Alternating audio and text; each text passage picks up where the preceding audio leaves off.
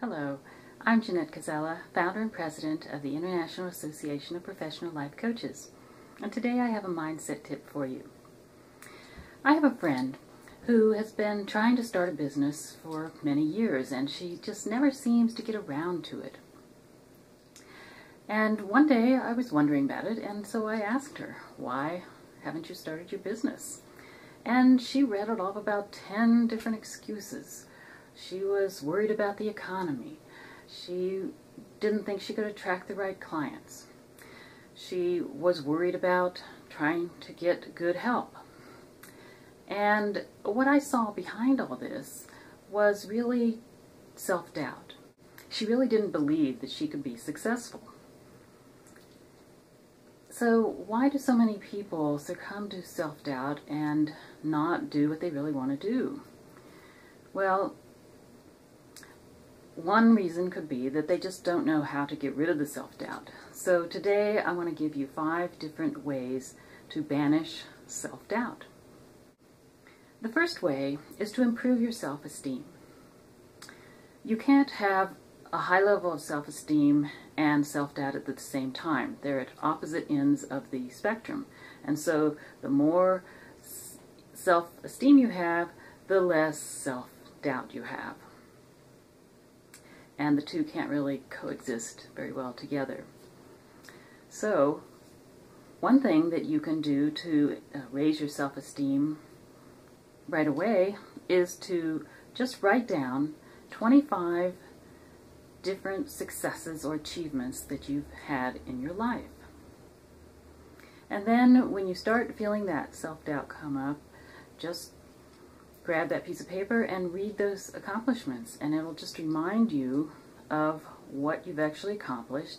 And it also is reprogramming your mind to remember that, oh, you can do things and accomplish things, and there's no reason why you can't keep doing so. So that's the first way. The second way to banish self-doubt is to use affirmations.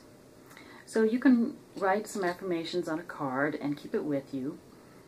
And then, again, whenever you are feeling those doubts, you can whip out your card and read the affirmations.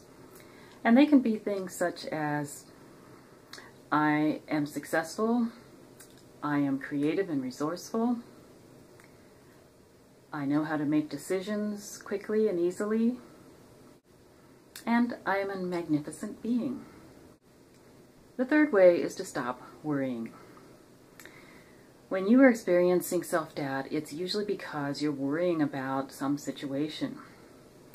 And that could be a financial, a relationship, a health, any kind of situation that you're worrying about. And the more you worry about it, the more pressure you give yourself to try to solve the problem, and the harder it is to solve it. And so the best thing to do in order to stop worrying is to stop thinking about it, especially on the level of the problem. What you want to do is allow your mind to relax and to be open up to all possibilities and solutions that can come to it.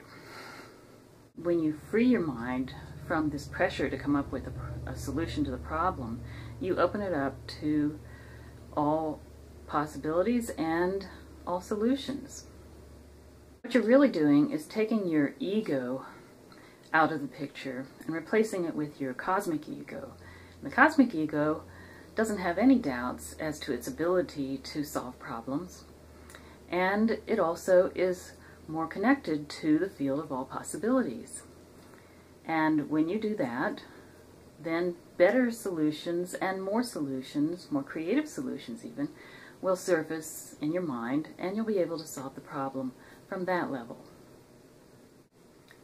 The fourth way to banish self-doubt is to face your fears. Usually when we have doubt in our minds, it's because we're afraid of something. And usually those fears are just they're not really real. And so if you can face your fear, you are able to see how false it really is. As they say, fear equals false evidence appearing real. Now, one way that you can face your fear is to write down your fears. So, for example, when I was starting out my business, I had some writing projects that I had to do, and I was just feeling a lot of pressure about them, and I just was procrastinating, and I just felt like I couldn't do them. And so I stopped and I started writing down, what was I afraid of? Well, the first fear was that I was afraid that no one would read it. So of course, as soon as I wrote that down and looked at it, I thought, well, that's kind of silly. Of course, someone's going to read it. And so what was another fear? Well, another fear was that I wouldn't be able to come up with enough valuable content to write something.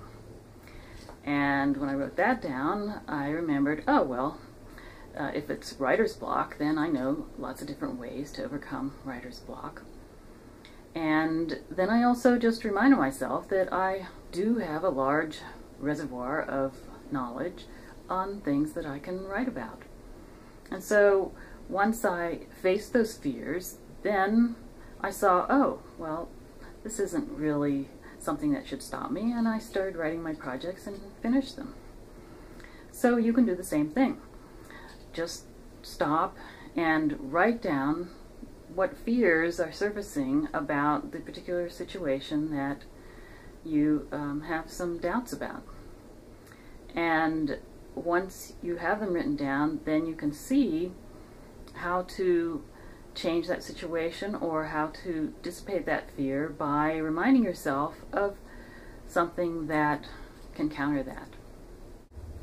And if that doesn't work, you can always consult a close friend, because usually when we tell our fears to our friends, they can remind us of our strengths and help us see that the fear is really not a big deal.